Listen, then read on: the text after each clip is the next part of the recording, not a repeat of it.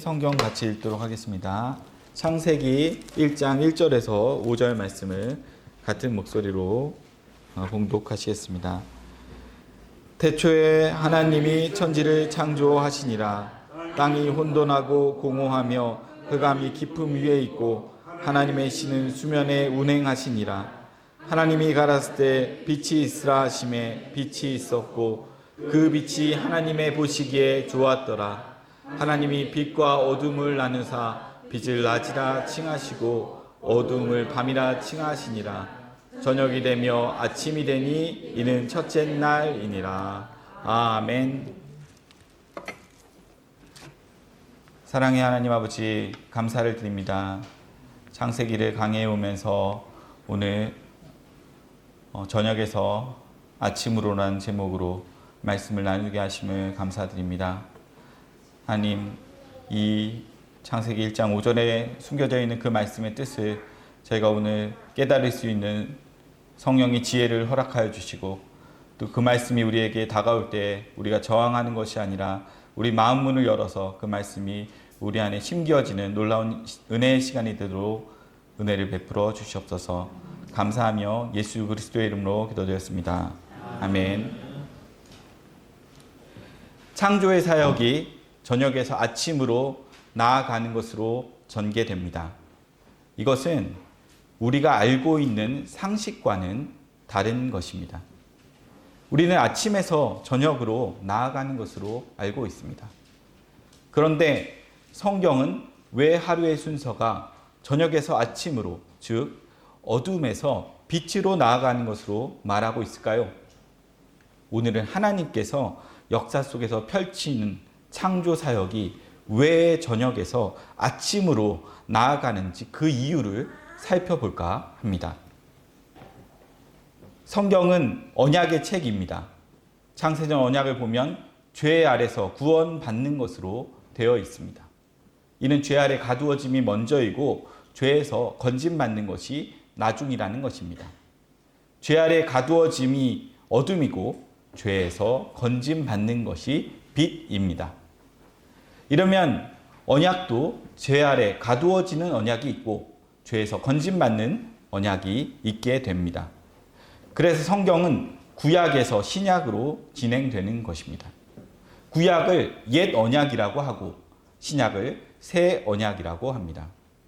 옛 언약은 율법으로서 죄 아래 가두는 언약이고 새 언약은 은혜로서 죄에서 건져내는 언약입니다. 순서상으로 보면 옛 언약이 먼저이고 새 언약이 나중입니다. 그럼 죄 아래 가두는 언약이 먼저이고 죄에서 건져지는 언약이 나중인 것입니다.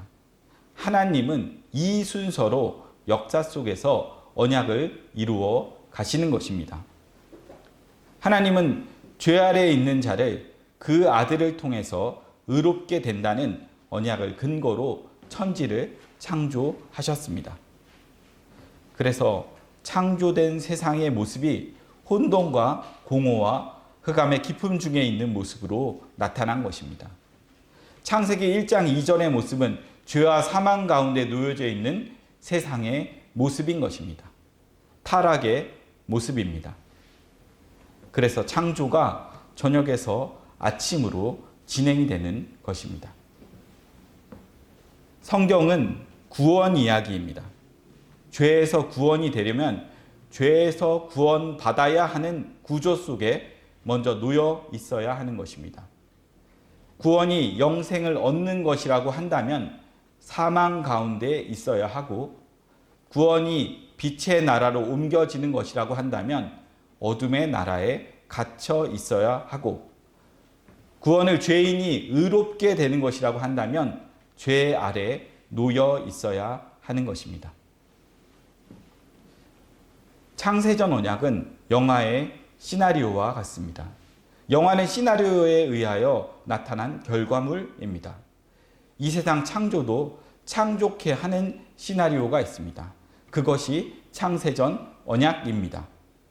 만물을 왜 창조하여야 하는지 그 원인이 되는 것입니다. 이 세상은 창세전 언약이라는 시나리오에 의하여 만들어졌습니다. 창세전 언약이라 함은 만물이 만들어지기 전에 세워진 언약입니다. 언약이 먼저이고 창조가 나중입니다. 언약이 만물을 창조케 한 원인이고 시나리오인 것입니다. 구약에 보면 이스라엘의 생성 과정이 나타나게 됩니다. 이스라엘의 조상이 아브라함입니다. 하나님은 아브라함에게 내 후손이 하늘의 별과 같이 많아질 것이라고 하십니다. 그런데 이때는 아브라함에게는 자식이라고는 한 명도 없는 때였습니다. 하나님은 아브라함에게 내가 이 일을 이루어 갈 테니 너는 편안히 열조에게 돌아가서 쉬라고 하십니다. 하나님은 아브라함 언약을 하나님이 이루신다는 의미로 아들을 낳을 수 없는 여자의 몸에서 하나님의 약속이라는 방법으로 아들을 낳게 하십니다. 그 아들이 바로 사라의 몸에서 난 이삭입니다. 이삭은 아브라함이 할례 후에 사라의 경수가 끊어지고 난 후에 낳은 아들인 것입니다. 경수가 끊어진 여자의 몸에서 낳은 아들이라는 것은 인간의 방식이 아닌 하나님의 방식으로 낳은 아들이라는 뜻입니다. 그래서 사도 바울은 이삭은 성령으로 낳은 아들이라고 하였습니다. 할례는 남자의 생식기 표피를 잘라내는 것인데 이는 남자로서의 죽음을 의미합니다. 그래서 이름도 아브람에서 아브라함으로 개명시킨 것입니다. 남자의 생식기가 잘린 것은 남자 구실을 못한다는 것입니다. 여자 또한 경수, 월경이 끊어졌다는 것은 아이를 낳을 수 없는 몸이 되었다는 뜻입니다. 남자나 여자나 죽은 몸인 것입니다. 하나님은 죽은 자 속에서 산 자를 끄집어내는 일을 하셨습니다. 이것이 창조입니다. 엄밀히 말하면 이삭은 아브라함의 자식이 아닙니다. 아브라함과 사라의 능력으로 낳은 자가 아니기 때문입니다. 이삭은 하나님의 자식인 것입니다. 하나님의 말씀으로 낳은 자식이기 때문입니다. 최초의 언약의 아들인 것입니다. 이삭에게서 야곱이 나왔습니다. 야곱도 기도로 얻은 아들입니다. 리브가가 자식을 낳지 못하자 이삭이 하나님께 간구해서 야곱을 낳게 되었습니다. 야곱도 하나님이 낳게 하신 것입니다. 야곱이 요셉을 낳습니다. 라헬은 자식을 낳지 못하였습니다. 그런데 라헬이 맥주 때 합한 채를 먹고서 요셉을 낳게 되었습니다. 요셉은 합한 채를 먹고서 낳은 자입니다. 이스라엘의 12지파의 근원이 되는 야곱의 아들들도 기근 속에서 합한 채로 난 요셉의 양식을 먹고서 살아난 자들입니다. 아브라함의 후손인 이삭이나 야곱이나 요셉 모두가 인간의 방법이 아닌 하나님의 방법으로 난 자들입니다. 그래서 구약 이스라엘을 언약의 후손이라고 하는 것입니다. 모두가 하나님의 언약에 의하여 존재케 되었기 때문입니다. 이스라엘이란 언약의 후손을 뜻합니다. 언약이 이스라엘을 이끌고 있는 것입니다. 이스라엘 민족이 출애굽하여서 약속의 땅으로 돌아온 것은 하나님이 아브라함과 언약하고 430년이 지난 후입니다. 430년 전 언약이 430년 후 이스라엘 민족을 존재케 한 것입니다. 아브라함 언약이 이스라엘을 출애굽하게 한 것입니다. 우리가 존재하는 것도 마찬가지입니다. 우리가 존재하는 것도 창세전 언약에 의해서입니다. 만물의 창조도 언약에 의한 것입니다. 언약이 만물을 존재케 한 것입니다. 그럼 이 세상이라는 만물을 존재케 하는 원인인 창세전 언약이 어떠한 것인지 살펴보도록 하겠습니다. 에베소서 1장 3절에서 7절을 보면 창세전 언약이 나옵니다. 여기서 창세전이란 말이 나오는데 여기서 창세전이란 요한복음 1장 1절의 태초와 같은 말입니다. 태초의 하나님 나라는 이 세상 바깥에 있는 하나님 나라를 말합니다. 이는 만물이 만들어지기 전 이 세상 바깥에 있는 하나님 나라를 말합니다. 만물이 만들어지기 전 태초라는 하나님 나라에서 성부와 성자와 성령 하나님께서 만물을 창조하시기로 작정을 하신 것입니다. 그 이유는 자기 백성들을 죄와 사망의 권세에서 건져내어 거룩하고 흠이 없게 하려는 것입니다. 이 일을 누가 하느냐 하면 성자이신 예수 그리스도께서 하십니다. 그래서 태초에 말씀으로 계시던 하나님의 아들이 예수라는 이름으로 이 세상에 육신을 입고 오신 것입니다. 이는 육신으로 자기 백성들을 거룩하고 흠이 없게 하는 일을 하여야 하기 때문입니다. 어떻게 자기 백성들을 거룩하고 흠이 없게 하느냐 하면 자기 몸을 대속 제물로 드림으로써 하십니다. 자신의 죽음으로 하신다는 뜻입니다. 이를 위하여 하나님이 인간의 몸을 입고 이 세상에 오신 것입니다. 하나님이 예수라는 이름으로 육신을 입고 이 세상에 와서 십자가에서 그 피를 쏟음으로 자기 백성들을 거룩하고 흠이 없게 된다는 것이 이미 창세전에 예정되어 있었던 것입니다. 골로새서 1장 13절에서 17절을 보시면 만물이 그에게 창조되었다고 합니다. 창조된 세상으로 하늘과 땅 그리고 보이는 것과 보이지 않는 것이 있습니다. 이것이 창세기 1장 1절에서 천지 창조로 나타난 것입니다. 천은 하늘이고 지는 땅입니다. 하늘은 보이지 않는 세계이고 땅은 보이는 세계입니다. 보이지 않는 세계가 실상이고 보이는 세계는 허상입니다. 보이지 않는 세계가 원본이고 보이는 세계는 복사본입니다. 만물을 왜 만드셨다고 합니까? 골로새서에 보면 그를 위하여 창조되었다고 합니다. 그가 누구인가요? 15절에 그는 보이지 아니하시는 하나님의 형상이요 모든 창조물보다 먼저 나신 자라고 합니다. 이는 하나님이 사람의 모습으로 오셨다는 것입니다. 비록 사람의 모습을 입었지만 그는 창조주 하나님이십니다. 창조주이신 하나님이 왜 자신이 창조한 피조세계에 피조물에 몸을 입고 오셨나요? 그 이유를 13절에서 우리를 흑암의 나라에서 빛의 나라로 옮겨주시기 위함이라고 합니다. 다른 말로 죄에서 구원하기 위함이라고 합니다.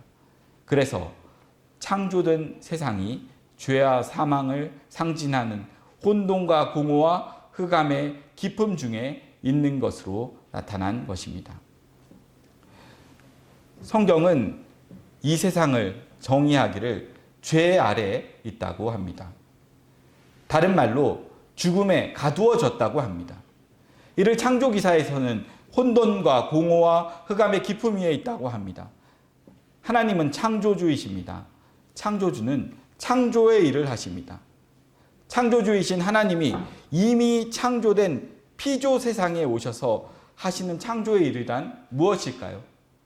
이는 죽은 자를 살리는 일입니다.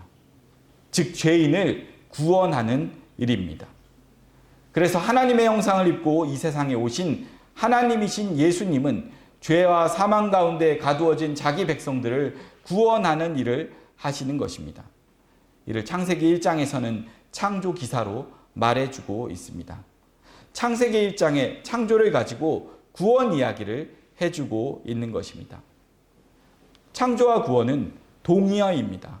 영적으로는 같은 말입니다. 이 세상은 하나님의 일터이기도 합니다. 어떤 일터인가 하면 자기 백성을 저희 죄에서 구원하는 일터입니다. 구원 속에는 세상으로부터 갈라내고 하늘에 신령한 것으로 채우는 것이 있습니다. 예수님이 이 일을 하셨습니다. 어둠은 어둠으로 모으고 빛은 빛으로 모으십니다. 이를 심판이라고 합니다. 그래서 예수님께서는 이 세상에 오셔서 산자와 죽은 자를 갈라내는 일을 하신 것입니다. 이것이 상징적으로 십자가상에서 두 강도로 나타난 것입니다. 예수님을 중심으로 두 강도가 갈라지게 됩니다. 한 강도는 천국으로 갔고 한 강도는 지옥으로 갔습니다. 예수님이 중심에서 너희와 저희로 갈라내신 것입니다. 이를 심판이라고 합니다. 심판이란 산자와 죽은 자를 갈라내는 것입니다. 천국 백성과 지옥 백성으로 갈라내는 것입니다. 하늘에 속한 자와 땅에 속한 자를 갈라내는 것입니다. 창세전에 어린 양의 생명책에 농명된 자와 아닌 자를 갈라내는 것입니다. 로마서 8장 29절에 30절의 말씀을 보면 하나님이 미리 아신 자들이 있다고 합니다. 미리 아신 자들에게 그 아들의 형상을 본받게 하십니다. 즉 아들 만드는 일을 하신다는 것입니다. 미리 아신 자들을 정하시고 정하신 그들을 부르시고 부르신 그들을 의롭다 하시고 의롭다 하신 그들을 영화롭게 하십니다. 이를 창세전에 어린 양의 생명책에 농명된 자들을 구원한다고 합니다. 영생 주시기로 작정된 자들은 다 예수를 믿더라라고 합니다. 창세전에 구원받기로 예정을 입고 이 세상으로 보내진 자들을 땅에서 기뻐하심을 입은 자들이라고 합니다. 이들에게 예수님의 탄생은 그래서 기쁜 소식이 되는 것입니다. 세상에는 두 부류의 사람이 있습니다. 어린 양의 생명책에 농명이 된 자와 농명되지 않은 자가 있습니다. 예수님에게 속한 자와 예수님에게 속하지 않은 자가 있습니다. 이름하여 하나님의 자녀와 마귀의 자녀입니다. 이 둘이 이 세상에 섞여서 살아가고 있습니다. 예수님이 오실 때까지는 누가 하나님의 자녀이고 누가 마귀의 자녀인지를 몰랐습니다. 예수님이 오시자 홍해가 갈라지듯이 이쪽과 저쪽으로 쫙 갈라지는 일들이 벌어지고 있는 것입니다. 예수를 영접하는 자와 예수를 배척하는 자로 갈라지는 것입니다. 다 같은 인간인 줄 알았는데 예수님이 오시고 나니까 다른 인간임이 드러나게 된 것입니다. 자기 실존을 알게 된 것입니다. 자신의 근원을 알게 된 것입니다. 어떤 이는 하늘에 속한 사람으로 드러나고 어떤 이는 땅에 속한 사람으로 드러나는 것입니다. 이를 심판이라고 합니다. 요한복음 5장 19절에서 29절 말씀을 보시면 예수님께서는 아들은 아버지가 하시는 일을 보고 그대로 한다고 하십니다. 아버지가 무슨 일을 하는가 하면 죽은 자를 살리는 일을 하십니다. 그래서 자신도 아버지께서 주시는 자를 마지막 날에 모두 살려내는 일을 한다고 합니다. 이 일을 아버지로부터 보고 배웠다고 하십니다. 아담과 하와가 선악과를 먹고 죽은 자가 되었습니다. 그래서 하나님은 뱀과 함께 에덴 동산 밖으로 쫓아내셨습니다. 에덴 동산은 산 자들이 살아가는 곳입니다. 죽은 자들은 살 수가 없습니다. 그래서 죄인을 동산 밖으로 내어보내서 분리를 시키신 것입니다. 세상은 죄로 죽은 자들이 살아가는 곳입니다. 하나님은 죽은 자인 아담과 뱀이 살아가는 땅을 저주하셨습니다. 이 세상은 죄로 죽은 자들이 살아가는 곳입니다. 그래서 무덤이라고 하는 것입니다. 하나님이 그 아들을 예수라는 이름으로 죽은 자들이 살아가는 이 세상에 보내셨습니다. 세상 속에 창세전에 어린 양의 생명책에 농명된 자들에게 하나님의 생명을 주어서 살려내는 창조의 일을 하라고 하신 것입니다. 그래서 예수님이 이 세상에 오셔서 죽은 자들을 살려내는 일을 하십니다. 이를 무덤 속에 있는 자들이 다 아들의 음성을 들을 때가 오는데 곧 이때라고 하십니다. 하나님의 아들이 무덤 속에 있는 자들에게 소리를 칩니다. 그러면 무덤 속에 있던 자들에게서 두 가지 반응들이 나타납니다. 어떤 사람은 생명, 구원의 부활로 나아오고 어떤 사람은 심판, 저주의 부활로 나아오게 됩니다. 생명의 부활이라 함은 예수 그리스도를 구주로 영접하는 것을 말하고 심판의 부활이라 함은 예수 그리스도를 배척하는 것을 말합니다. 이렇게 예수님을 통해서 심판이 일어나게 됩니다. 이것이 지금은 영적인 모습으로 나타났지만 장차는 실제적으로 나타나게 될 것입니다. 그래서 구원이 영적인 것과 실제적인 것 두 모습으로 주어지는 것입니다. 먼저는 영적인 것으로 주어지고 나중에 실제적인 것으로 주어집니다. 육체로 오신 예수님이 십자가에서 죄 문제를 해결함으로써 죄로 인하여 영이 죽은 자들을 죄와 사망의 권세로부터 빼내시는 영적 구원을 해내셨습니다. 그리고 장차 재림하시면 죄악된 세상에서 빼내심을 입게 되는 실제적인 구원이 이루어지게 되는 것입니다. 다시 하나님은 태초에 천지를 창조하셨습니다. 천지를 장소적으로 말하면 하늘에 있는 나라와 땅에 있는 나라입니다. 하늘에 있는 나라를 천국이라고 하고 땅에 있는 나라를 지옥이라고 합니다. 하나님께서 에덴 동산의 하와를 범죄하게 한 뱀을 저주하실 때 종신토록 흙을 먹도록 하셨습니다. 이것은 흙에 가두어 버린 것입니다. 그래서 죄인이 살아가는 땅을 지옥, 무덤이라고 하는 것입니다. 지옥이란 땅의 감옥이라는 뜻입니다. 이를 무덤이라고 합니다. 하나님께서 뱀과 죄인을 땅의 감옥에 가두신 것입니다. 그래서 뱀을 상징하는 마귀를 이 세상 임금이라고 하고 이 세상 신이라고 하는 것입니다. 천지를 의인화하면 천국 백성과 지옥 백성입니다. 하나님의 백성들은 하늘에 속한 자라고 하고 마귀의 자녀들은 땅에 속한 자라고 합니다. 하나님의 백성들은 천국으로 가고 마귀의 자녀들은 지옥으로 가게 됩니다. 이것이 신자와 불신자로도 나타나게 됩니다. 자기 백성과 자기 백성 아닌 자로 나타나게 됩니다. 창세전에 어린 양의 생명책에 농명된 자는 자기 백성이라고 하고 농명되지 않은 자는 이방인이라고 합니다. 이를 바울은 토기장이 비유해서 귀 있을 그릇과 천이 있을 그릇이라고 이야기하였습니다. 긍휼의 그릇과 진노의 그릇이라고 합니다. 이 둘은 이 세상에서 함께 섞여서 살아가고 있습니다. 그러다가 예수님에 의하여 갈라지게 되는 것입니다.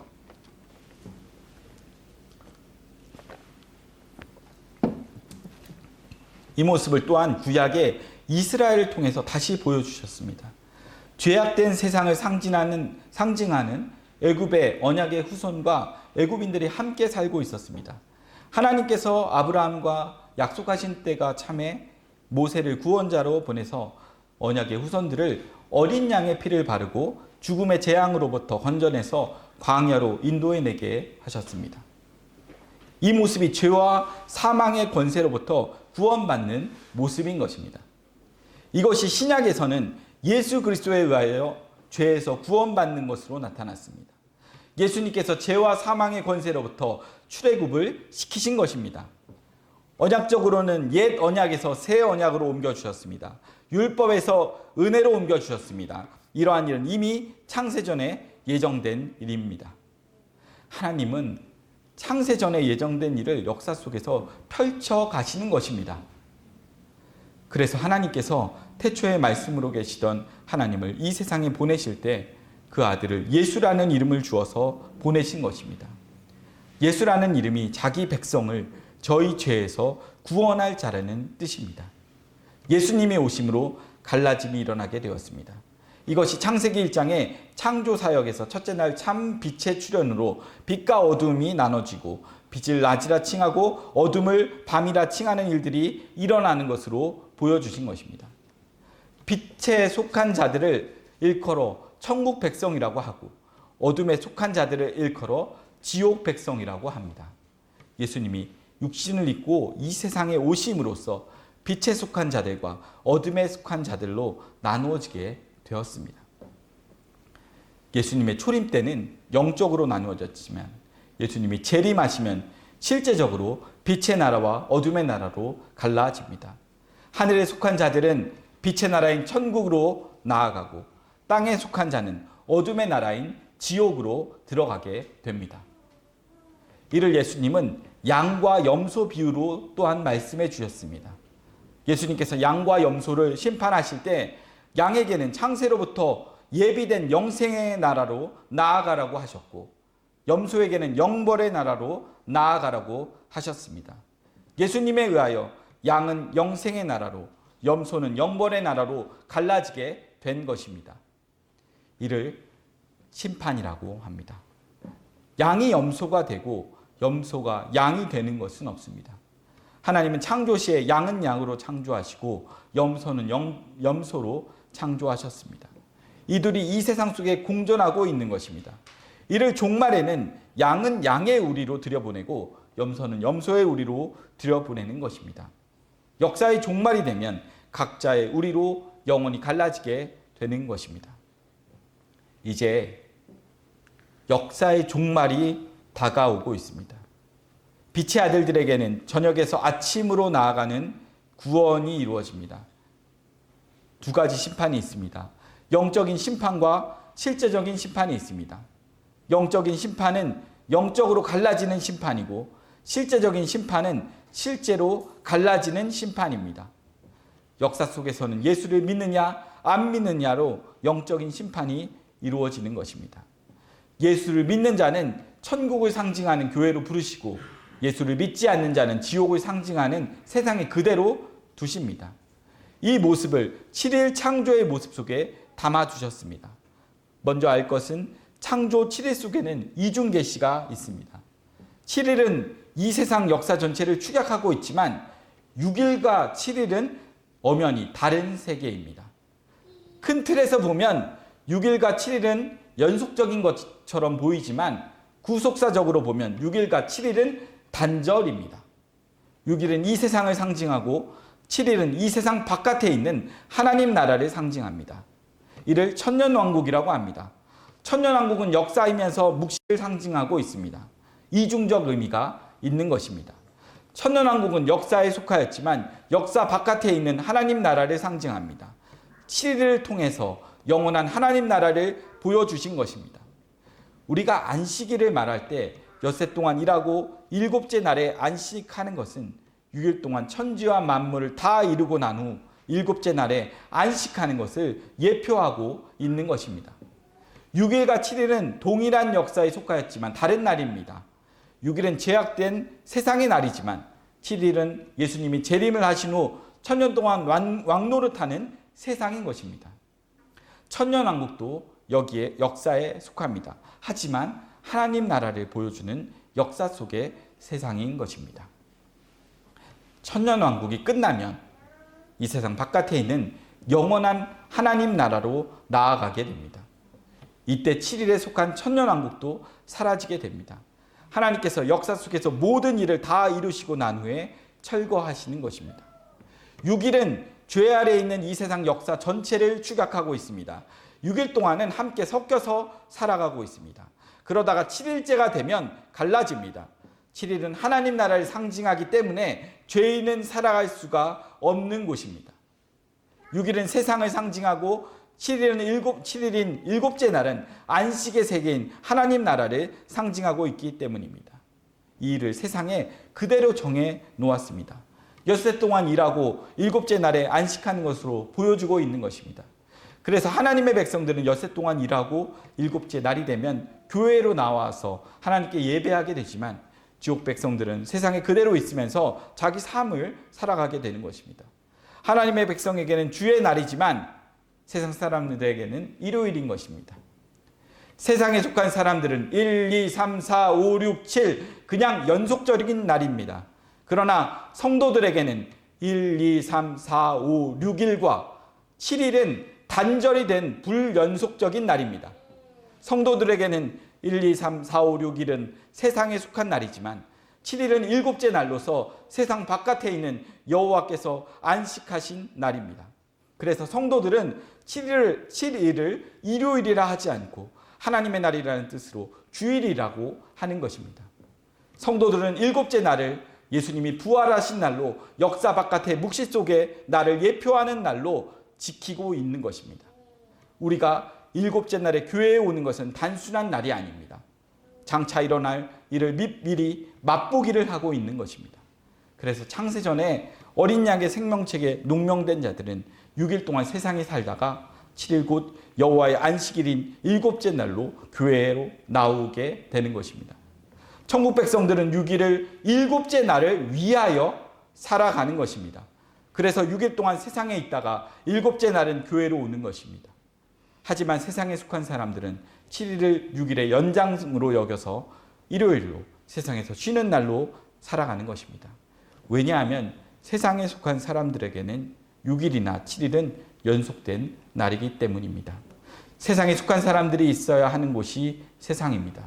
그래서 성도들은 7일에는 교회로 나와서 하나님께 예배를 드리는데 세상 사람들은 일곱째 날이 되어도 세상에 그대로 있는 것입니다. 왜냐하면 그들이 있어야 하는 곳이 세상이라는 지옥이기 때문입니다. 세상은 지옥을 상징합니다. 이것은 표상입니다. 표상 속에 실상이 담겨 있는 것입니다. 하나님의 백성들이 일곱째 날에 교회로 모이는 것은 장차 이 세상을 떠나 하늘나라로 갈 것을 미리 맛보는 것입니다. 예표적인 의미에서도 7일이 되면 하늘의 백성과 땅의 백성들은 각자 날의 의미를 달리하면서 갈라지게 되는 것입니다. 하늘의 백성은 일곱째 날은 일곱째 날로 하나님 나라를 상징하는 교회로 나오지만 땅의 백성은 7일에 세상에 그대로 있는 것입니다. 이것이 장차 역사의 종말이 오면 하늘에 속한 백성은 천국으로 데려감을 당하고 땅에 속한 백성들은 땅에 버려둠을 당하는 것으로 나타나게 되는 것입니다. 예수님이 재림하시면 분리가 일어납니다. 두 사람이 매를 갈고 있다가 하나는 데려감을 당하고 하나는 버려둠을 당합니다.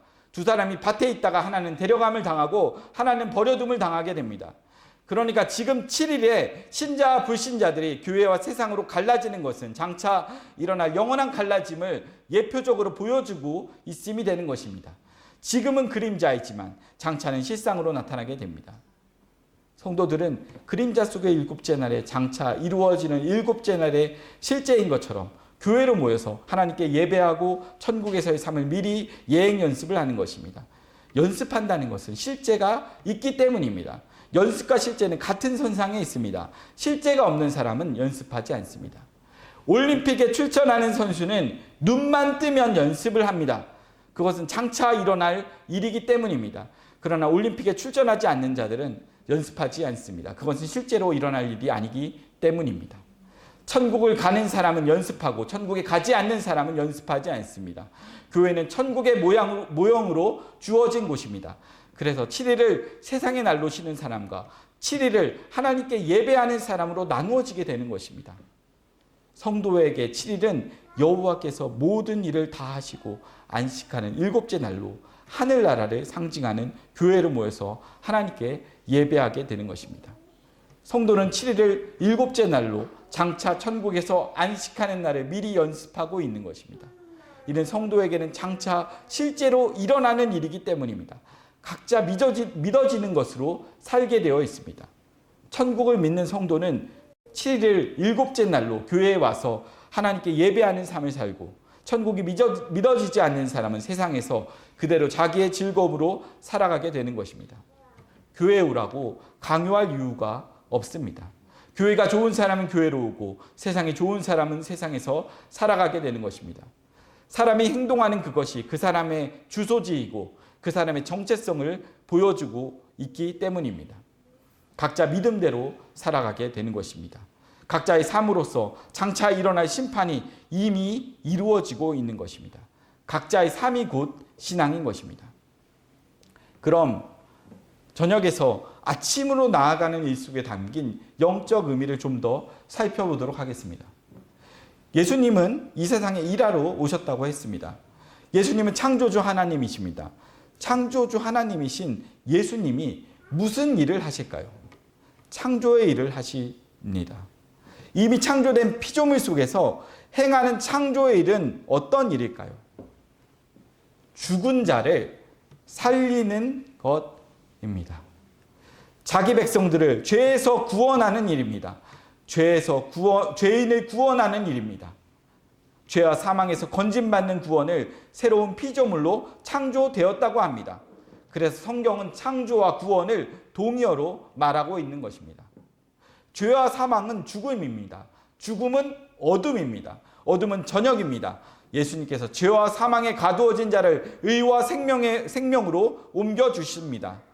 어둠에 속해 있던 자들을 빛의 나라로 옮겨주십니다. 밤으로 살아가는 자들을 아침으로 살아가게 하신 것입니다. 이것을 창조사역에서 저녁에서 아침으로 나아가는 것으로 말해주고 있습니다. 하나님은 죽은 자들이 살아가는 세상에 예수님을 죽은 자를 살리는 의원으로 보내셨습니다. 예수님께서는 병든 자에게는 의원이 필요하다고 하셨습니다.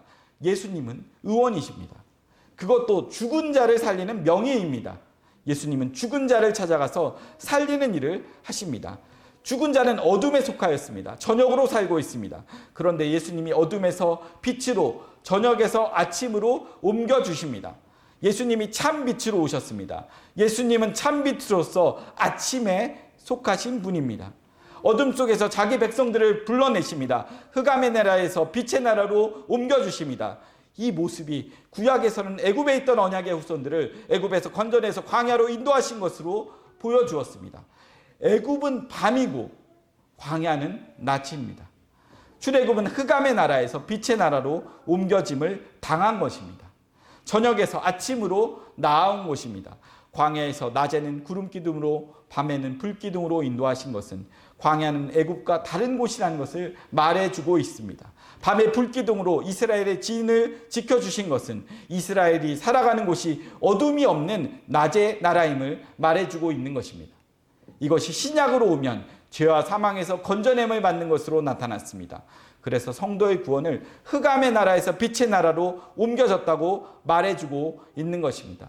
어둠에 속하지 않고 빛에 속하였다고 합니다. 저녁에서 아침으로 나아온 것입니다.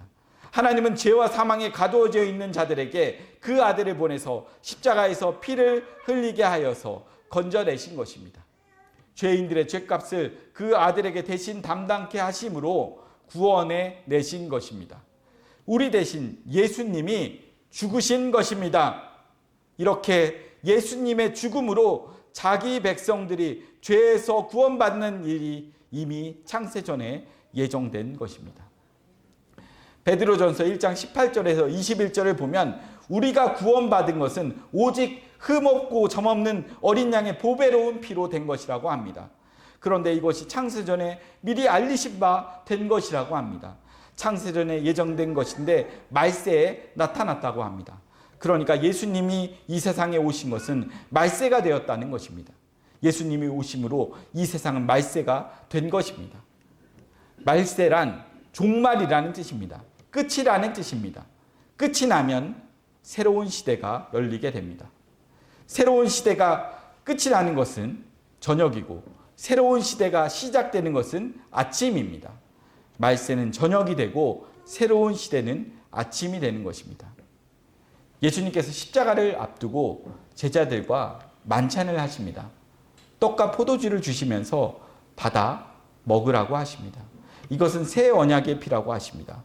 새 언약이라 함은 옛 언약이 끝이 난다는 뜻입니다. 옛 언약이 끝이 난다는 의미에서 최후의 만찬은 저녁이 되는 것입니다. 예수님은 십자가에서 죽으심으로 율법 시대를 끝내셨습니다. 예수님의 십자가로 율법 아래 있던 자들도 끝이 난 것입니다. 요한복음 21장 12절에서 14절 말씀을 보면 예수님께서 부활하신 후에 제자들을 찾아가서 조반에 먹이십니다. 조반은 아침입니다. 예수님이 부활하심으로 새로운 시대가 열린 것입니다. 그래서 아침을 먹이신 것입니다.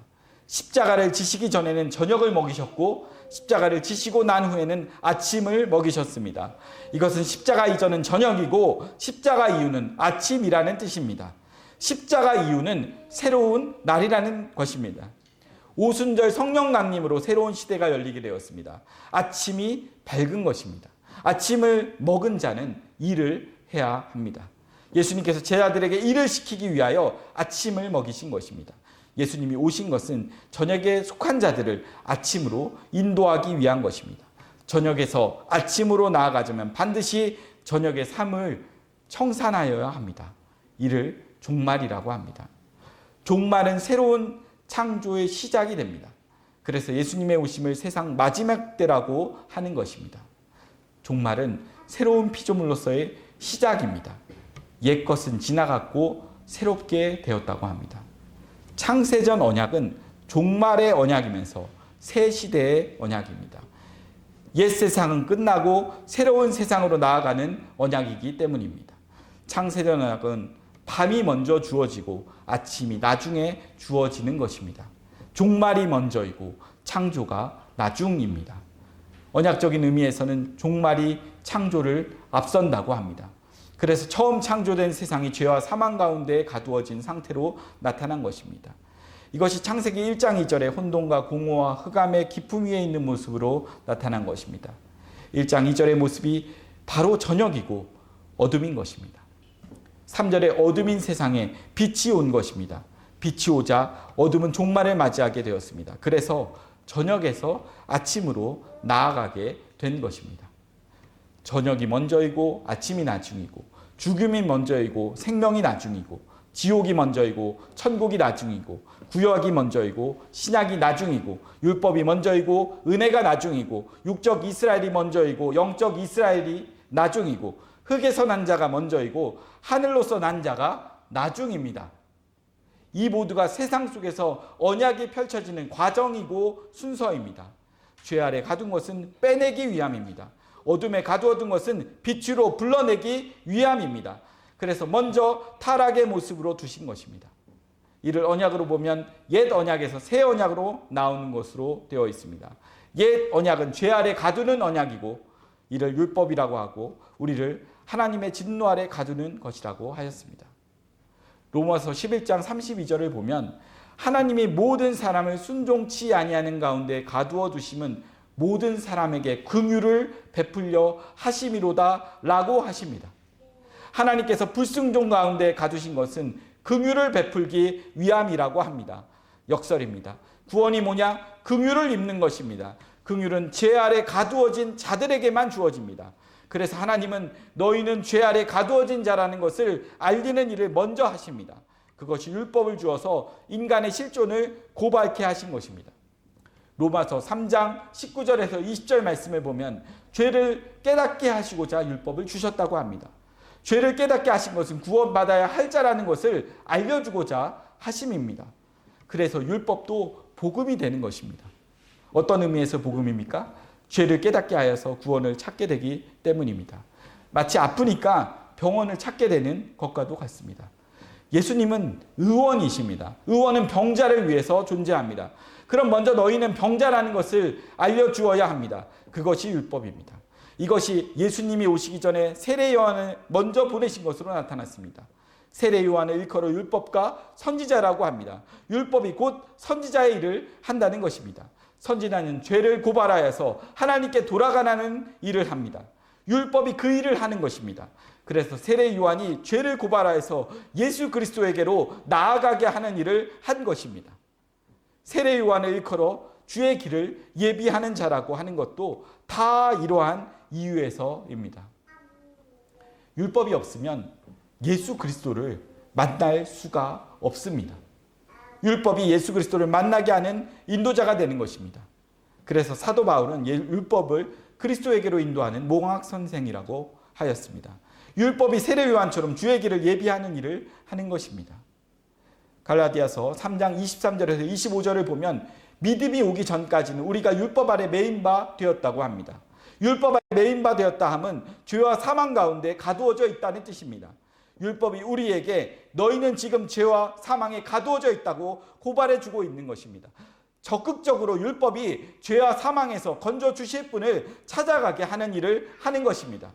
그래서 율법을 죄인으로 하여금 예수 그리스도에게로 인도하는 몽학선생이라고 하는 것입니다. 몽학선생이란 어린아이들을 돌보는 자를 말합니다. 학교에 데려다 주기도 하고 데려오기도 하는 일을 합니다. 율법이 우리를 예수 그리스도에게로 인도하는 것입니다. 그래서 율법을 천사들의 손을 빌려서 우리에게 주신 복음이라고 하는 것입니다. 구원이 무엇입니까? 예수 그리스도를 믿는 것입니다. 누가 예수 그리스도를 믿습니까? 자기가 죄인임을 아는 자들입니다. 우리가 죄인이라는 사실을 어떻게 알게 됩니까? 율법을 통해서입니다. 그래서 하나님은 자기 백성들에게만 율법을 주신 것입니다. 율법이 없으면 죄를 모르고 죄를 모르면 예수 그리스도를 믿을 수가 없습니다. 율법이 우리로 하여금 예수 그리스도 앞으로 인도해 준 것입니다. 율법에 의하여 죽임을 당한 자를 예수 그리스도가 살리시는 것입니다. 율법은 우리 옛사람을 죽이고 예수 그리스도는 새 사람으로 살려내시는 것입니다. 이러면 율법과 예수 그리스도는 짝이 되어서 창세전 언약을 이루어가는 것이 되는 것입니다. 성경에서 항상 먼저 나온 것은 타락하는 것으로 나타나는 것도 다 창세전 언약에 의한 것입니다. 가인이 먼저이고 아벨이 나중이고 이스마엘이 먼저이고 이삭이 나중이고 에서가 먼저이고 야곱이 나중이고 사울왕이 먼저이고 다윗 왕이 나중이고 육적 이스라엘이 먼저이고 영적 이스라엘이 나중입니다. 항상 먼저 나온 것은 타락하고 나중에 나온 것이 온전한 것으로 나타납니다. 그리고 나중에 나온 것이 먼저 나온 타락을 회복하는 것으로 역사는 전개되는 것입니다. 그래서 구속사가 첫 아담이 뱀에게 미혹당하여서 실패한 것을 마지막 아담인 예수님께서 뱀의 머리를 깨뜨림으로써 회복하는 것으로 나타나고 있는 것입니다. 옛 언약이 먼저이고 새 언약이 나중이고, 옛 사람이 먼저이고 새 사람이 나중이고, 지옥을 먼저 주고 천국을 나중에 주는 것입니다. 죄에서 의로, 사망에서 생명으로, 지옥에서 천국으로, 버려짐에서 되찾음으로, 고난에서 영광으로, 법에서 은혜로, 육에서 영으로, 흙에 속한 형상에서 하늘에 속한 형상으로, 구약에서 신약으로, 복사본에서 원본으로 나아가는 것입니다. 창조 역시 철거될 것을 먼저 주시고 영원한 나라는 나중에 주시는 것입니다. 이 세상이 철거되고 나면 새 하늘과 새 땅이 나중에 주어지게 되는 것입니다. 만물을 의인화하면 우리 인생이 됩니다. 우리 인생도 죄 아래서 태어나 죽어야 할 인생이 먼저 주어지고, 예수 그리스도를 통해서 영생을 얻는 인생이 나중에 주어지는 것입니다. 히브리서 1장 10절에서 12절 말씀을 보시면 하나님께서 태초에 철거될 세상을 만들었다고 하십니다. 이 세상은 철거될 것이라고 하십니다. 그러니까 창세기 1장에 나타난 세상은 철거될 세상인 것입니다. 용도가 닿으면 폐기될 것입니다. 철거된다는 것은 실상이 아니란 말입니다. 마치 아파트 모델하우스처럼 용도가 닿으면 철거되는 것입니다. 이 세상은 허상이고 복사본입니다. 원본은 하늘에 있습니다. 히브리서 11장을 보면 보이는 것은 보이지 않는 것으로 말미암았다고 합니다.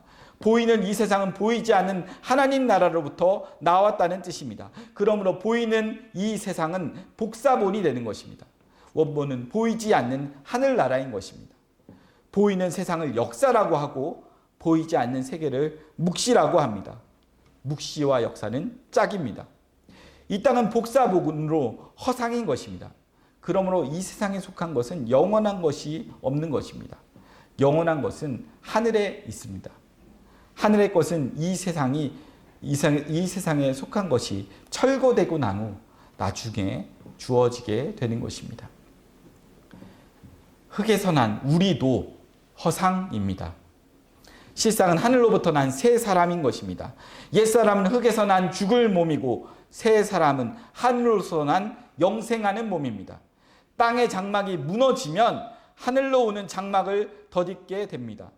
이 세상의 삶은 장차 오는 세상을 준비하는 삶입니다. 그러므로 이 세상에서의 삶에 올인할 필요가 없는 것입니다.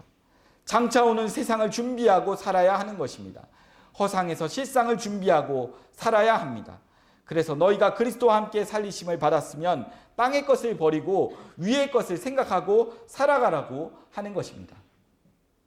골로새서 3장 1절에서 3절을 보시면 너희가 그리스도와 함께 살리심을 받았느냐라고 묻습니다.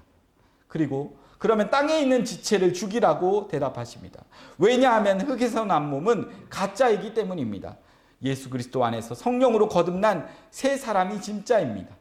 그러므로 먹고 마시는 흙에서 난 사람의 육적 가치관으로 살지 말고 성령 안에서 의와 평강과 희락이라는 하늘나라 영적 가치관으로 살아가라고 하는 것입니다. 땅의 일을 생각하지 말고 위의 것을 생각하고 살아가려고 하는 것입니다. 세상 것은 땅의 일로서 모두가 그림자처럼 사라질 것들이기 때문입니다. 구약은 저녁이고 신약은 아침입니다. 저녁은 비우는 삶이고 아침은 채우는 삶입니다. 옛사람은 저녁이고 새사람은 아침입니다. 옛사람은 후패하여지고 새사람은 강건해져 갑니다. 흙에서 난 사람은 구약 사람이고 하늘로부터 난 사람은 신약의 사람입니다. 구약은 마이너스로 진행이 되고 신약은 플러스로 진행이 됩니다. 왜 그럽니까? 구약은 죽음으로 나아가고 신약은 영생으로 나아가기 때문입니다. 옛사람은 저녁에 속하였기 때문에 후패해져 가고 새사람은 아침에 속하였기 때문에 날로 새로워지는 것입니다.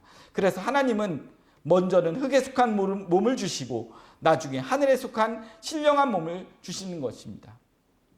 흙에 속한 몸은 씨앗과 같이 깨어져야 합니다. 고린도전서 15장 42절에서 54절 말씀을 보시면 두 사람이 있다고 합니다. 흙에서 난 사람과 하늘로서 난 사람입니다. 흙에서 난 몸을 육이라고 하고 하늘로서 난 몸을 영이라고 합니다. 그런데 먼저 흙에서 난 육의 몸이 먼저입니다. 흙에서 난 몸이 죽으면 하늘로서 난 몸을 잊게 되는 것입니다.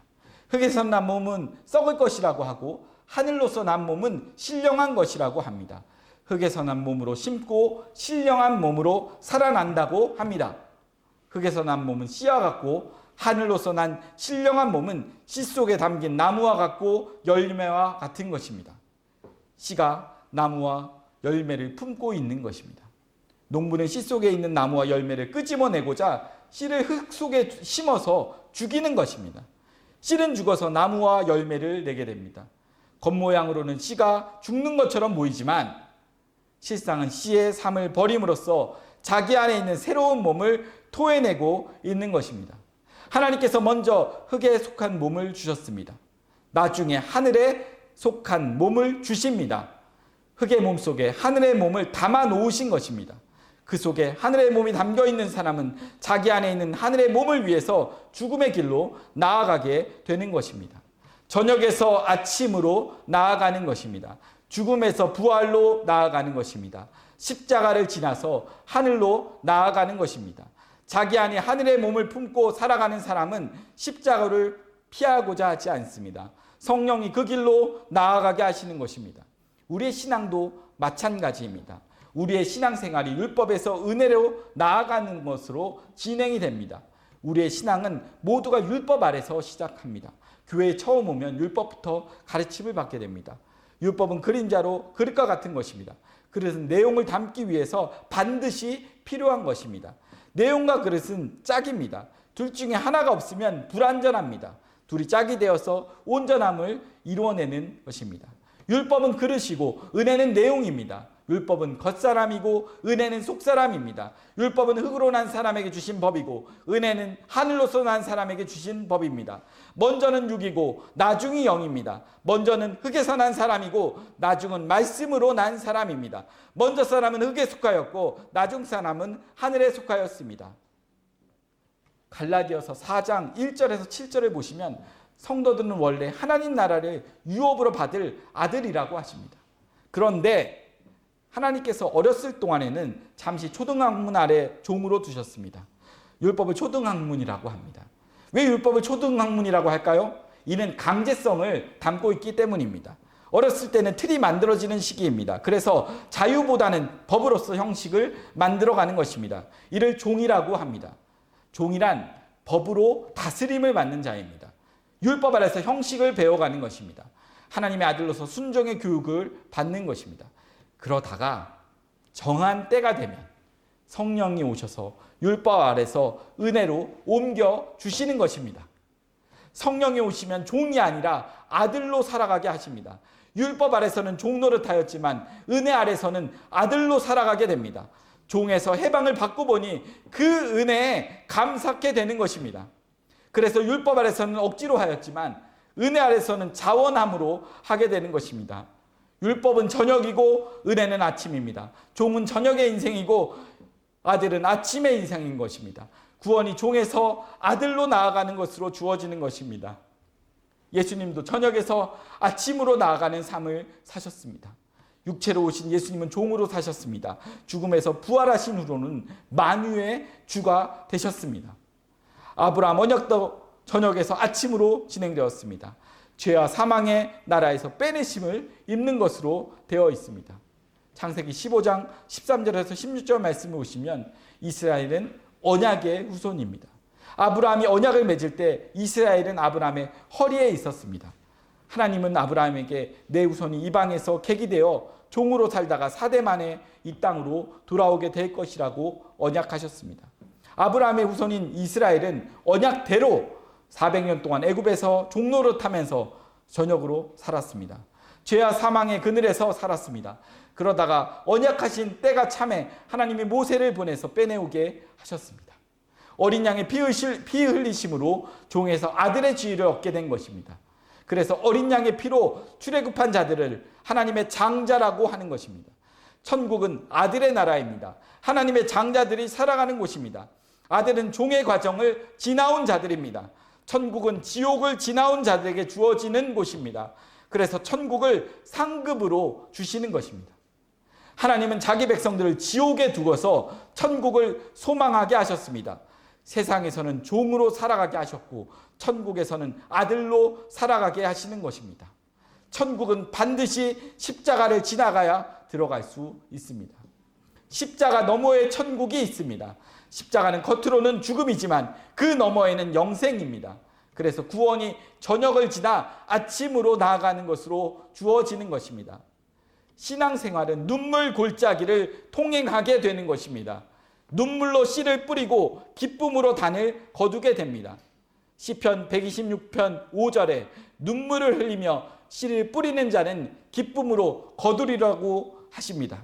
시편 80점 5절에는 주께서 저희를 눈물 양식으로 먹이시며 다량의 눈물을 마시게 하셨나이다고 하십니다. 또 시편 42편 3절에는 사람들이 종일 나더러 하는 말이 내 하나님이 어디 있느뇨 하니 내 눈물이 주야로 내 음식이 되었도다고 하십니다. 시편 56편 8절에는 나의 유리함을 주께서 계수하셨으니 나의 눈물을 주의 병에 담으소서 이것이 주의 책에 기록되지 아니하였나이까 라고 하십니다. 시편 기자는 눈물을 양식으로 삼았다고 합니다. 주께서는 눈물 골짜기로 통행케 하셨다고 합니다. 이것은 필수 코스입니다. 눈물로 씨를 뿌림이 없이는 기쁨으로 단을 거두는 일은 없습니다. 먼저는 눈물로 씨를 뿌림이고 나중에 기쁨으로 단을 거두는 것입니다. 나의 신앙은 어디입니까? 어디를 지나고 계십니까? 저녁입니까? 아침입니까? 밤이 깊으면 아침이 곧 밝아옵니다. 슬퍼하거나 낙심하지 마십시오. 신자는 슬퍼하는 자가 아닙니다. 땅의 일을 생각하니까 슬퍼지는 것입니다. 마귀는 현실을 가지고 우리에게 두려움을 줍니다. 언약을 놓치면 어둠에 빠지게 됩니다. 성도는 세상적으로는 아무것도 가진 것이 없지만 모든 것을 가진 자들입니다. 마귀가 환경을 어렵게 할 수는 있어도 우리의 생명은 빼앗을 수는 없습니다. 욥처럼 고난에 빠질 수는 있어도 구원은 빼앗지 못합니다. 일을 시작하신 이가 끝날까지 반드시 이루어 가시기 때문입니다. 우리의 구원에는 하나님의 자존심이 담겨 있습니다. 그러므로 하나님이 자신의 명예를 걸고서 지켜내시는 것입니다. 성도는 이미 이긴 자입니다. 사망을 지나면 영생이 기다립니다. 이 세상을 떠나면 천국이 기다립니다. 그러니 안심하십시오. 사랑 안에 두려움이 없고 온전한 사랑이 두려움을 내어 쫓습니다. 현실이 저녁이십니까? 머물러 있는 저녁은 없습니다. 이 또한 지나갑니다. 약속을 믿음으로 이겨내십시오. 신앙 속에는 오래 참음도 있습니다. 인내함도 있답니다. 잘 견뎌내는 것도 신앙입니다. 칠흑 같은 어둠도 아침이 오면 다 물러갑니다. 아침이 곧 옵니다. 아침이 오고 있는 중입니다. 잠깐 오면 저녁이 없는 일곱째 날이 곧 옵니다. 날마다 아침인 일곱째 날에 안식하는 날이 곧 옵니다. 육적으로는 저녁이지만 영적으로는 이미 아침입니다. 역사 속에서는 비록 여섯째 날이지만 예수 안에서는 일곱째 날 안에 있습니다. 하나님은 시험 당할 즈음에 이미 피할 길도 준비해 두셨습니다. 피할 길 없이 시험 당하게 하시지 않습니다. 시험이 엄청난 것 같아도 믿음으로 보면 다 이겨낼 수 있는 것들이니 낙심하지 마시길 바랍니다. 하나님은 체급에 맞도록 시험하십니다. 그러니 믿음 안에서 소망을 가지고 잘 이겨내시길 주의 이름으로 축원합니다. 같이 기도하시겠습니다. 하나님 아버지 감사를 드립니다. 저희가 무엇이간데 저녁에서 불러내셔서 아침의 나라로 옮겨주심을 감사드립니다. 이미 옮겨주셨고 지금 옮기고 계시고 또한 미래에 옮기실 것을 믿습니다. 하나님 아버지 우리 목양교회 성도들 힘든 세상의 삶을 살고 있지만 항상 저 하늘나라를 소망하면서 믿음으로 이겨낼 수 있도록 은혜 베풀어 주시옵소서. 감사하며 그리스도 되신 예수님 이름으로 기도드렸습니다. 아멘.